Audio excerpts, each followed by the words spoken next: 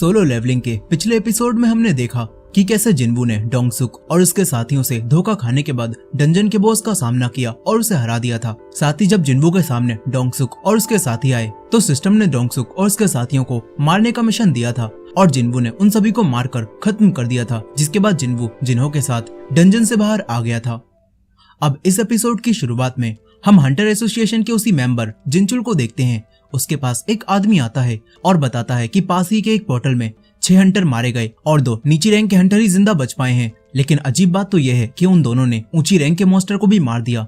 ये बात जिनचुल को थोड़ी अजीब लगती है, मगर वो इस मामले पर गौर नहीं करता। तभी उसे पता चलता है कि जो 2 हंटर उस पोर्टल से जिंदा बाहर आए हैं उनमें से एक जिनवू भी है, जो कि पहले भी उस डबल डंजन को सरवाइव कर चुका है। ये बात जानकर जिनचुल हैरान रह जाता है, क्योंकि वो पहले भी जिनवू से मिला था और तब भी उसे जिनवू में कुछ अजीब दिखा था। यह अब जिनचुल इस केस की फाइल को देखने लगता है और तभी उसे पता चलता है कि इस सब में डोंगसुक भी मारा गया, जो कि बहुत बड़े एस रैंक के हंटर डोंगसू का भाई है। वहीं दूसरी तरफ जिनवू अब अपने घर आता है। यहाँ पर वो बाहर से जिन्हा के लिए खाना लाया था और फिर खाना खाते समय जिन्हा जिनवू से पूछती है कि तुम्हें इस बार चोट नहीं लगी, क्या तुम्हारी टीम बहुत पावरफुल थी। ये सुनकर अब जिनवू डोंगसुक और उसके साथियों के बारे में सोचता है जिन्हें कि जिनवू ने मार दिया। यहाँ जिनवू को इंसानों को मारकर थोड़ा बुरा लग रहा था, लेकिन जिनवू इस बात का अब ज्यादा अफसोस नहीं करता और सोचता है कि चाहे कुछ भी हो जाए वो खुद को बेहतर करता रहेगा।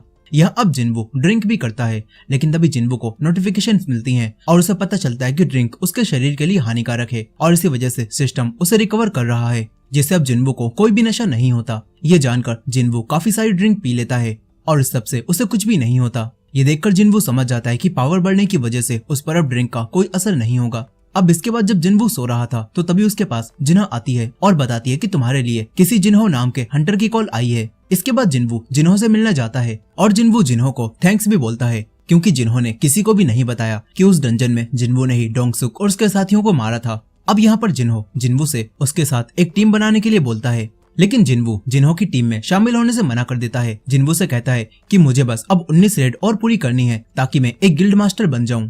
यहाँ जिन्हो के डैड यूजिन कंस्ट्रक्शन के मालिक थे और वो खुद की एक गिल्ड बनाना चाहते थे और जिन्हो चाहता है कि वो जिनवू की मदद से 19 पोर्टल्स को और पूरा कर दे, जिसके बाद उसकी 20 रेड पूरी हो जाएंगी और वो एक गिल्ड मास्टर बन सकता है और अपने भाई को पीछे छोड़कर अपने डैड की गिल्ड को संभाल सकता है। यहाँ जिन्हो जिनवू को ये सब बताता है और उसकी हंटर गिल्ड में शामिल होने के लिए कहता है। साथ ही जिन्हो जिनवू से कहता है कि अगर तुम अपनी शक्तियां छुपाकर पोर्टल्स में रेड करना चाहते हो तो ये तुम्हारे लिए एक अच्छा मौका है। यहाँ जिन्हो जिनवू को अपने साथ जुड़ने के बदले में एक बिल्डिंग भी देने का वादा करता है, जो कि काफी महंगी थी। लेकिन ये सारी बातें सुनने के बाद जिनवू सोचता है कि अब वो लेवल अप कर रहा है और कुछ समय बाद तो वो आराम से ही इतने पैसे कमा लेगा, इसीलिए उसे जिन्हो के साथ जुड़ने की अब कोई भी जरूरत नहीं है। और ये सोचकर जिनवू जिन्हो के ऑफर को रिजेक्ट करता है और यहाँ से चला जाता है। वहीं दूसरी तरफ हम डोंगसुक के भाई डोंगसू को देखते हैं, जो कि एक एस रैंक का हंटर है और उसे अपने भाई की मौत की खबर सुनकर काफी गुस्सा आता है। वो समझ जाता है कि उसके भाई का मर्डर हुआ है और उसके भाई की मौत का जिम्मेदार जिनवू और जिन्हो है। यहाँ डोंगसू अपनी असिस्टेंट से पूछता है कि अगर मैं किसी और देश में रहते हुए यहाँ पर किसी को मार दूं तो क्या होगा। यहाँ डोंगसू जिनवू और जिन्हो को ही मारने की बात कर रहा था। ये जानकर डोंगसू की असिस्टेंट डोंगसू को बताती है कि अगर आपने यहाँ पर रहते हुए किसी का मर्डर कर दिया तो आप पर कार्यवाही होगी, लेकिन आप एक हंटर हैं, इसी वजह से आप अपनी सजा को थोड़ा कम भी करवा सकते हैं। ये बात सुनकर डोंगसू जिनवू और जिन्हो को ढूंढकर उन्हें मारने के बारे में सोचता है, लेकिन तभी उसकी असिस्टेंट उसे बताती है कि आप अभी कुछ दिनों तक बुक हो और आपको कुछ दिनों बाद ही टाइम मिल पाएगा। यहाँ अब डोंगसू बेसब्री से जिनवू और जिन्हो को मारने का इंतजार करने लगता है। वहीं दूसरी तरफ जिनवू अपने सिस्टम से मिले मिशन को पूरा करता है और 10 किलोमीटर दौड़ता है, लेकिन मिशन पूरा होने के बाद भी सिस्टम में उसकी रनिंग ऐड हो रही होती है और ये देखकर जिनवू अब और दौड़ना शुरू कर देता है और अपने मिशन से डबल एक्सरसाइज करता है, जिससे जिनवू को काफी सारे रिवॉर्ड मिलते हैं। यहाँ जिनवू को एक रिवॉर्ड में एक बॉक्स भी मिलता है जिसके अंदर से एक चाबी निकलती है और जिनवू को पता चलता है कि ये चाबी एक किले की है जिसके अंदर एस रैंक जितना खतरा हो सकता है।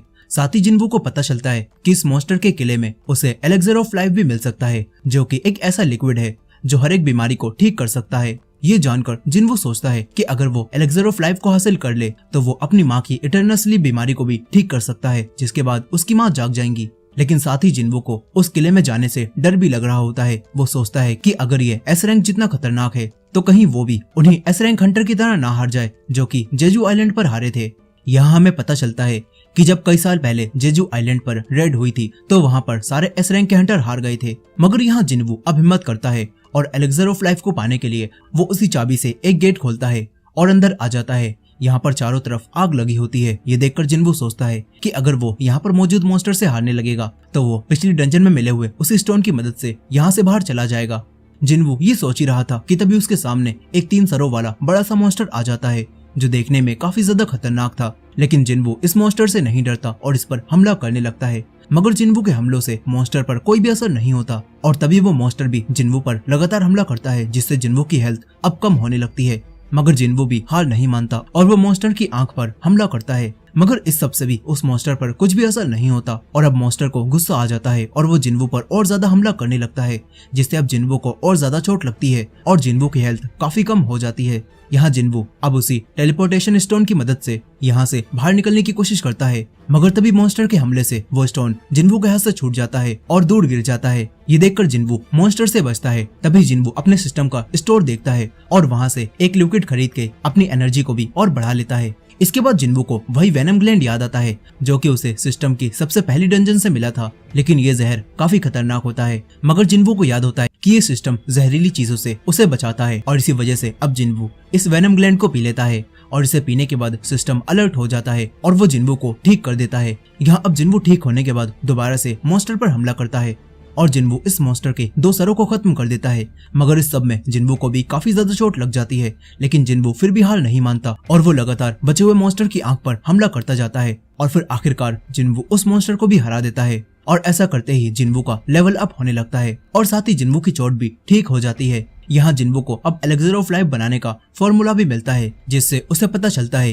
कि एलेक्सर ऑफ लाइफ बनाने के लिए उसे 3 आइटम्स की जरूरत होगी जो कि उसे किले के अंदर ही मिलेंगे। लेकिन साथ ही जिन्वू को ये बात भी पता चलती है कि उसकी अभी जिससे फाइट हुई थी वो तो किले का गेटकीपर था और ये बात जानकर जिन्वू समझ जाता है कि अंदर खतरा इससे भी बड़ा होगा और अगर मैं इस हालत में अंदर गया तो मैं मारा जाऊंगा। ये सोचकर जिन्वू अब यहाँ से बाहर निकलने का फैसला करता है। लेकिन जिन्वू कहता है मैं वापस जरूर आऊंगा। और इसी एंडिंग के साथ सोलो लेवलिंग का एपिसोड 7 भी यहीं पर खत्म हो जाता है। दोस्तों ये थी सोलो लेवलिंग के एपिसोड 7 की फुल स्टोरी। आई होप कि आपको ये स्टोरी पसंद आई होगी। वीडियो पसंद आई हो तो वीडियो को लाइक करना मत भूलेगा और हमारे चैनल पर नए हैं तो हमारे चैनल को भी सब्सक्राइब करके बेल नोटिफिकेशन को ऑन कर लीजिएगा। मिलते हैं नेक्स्ट एपिसोड में।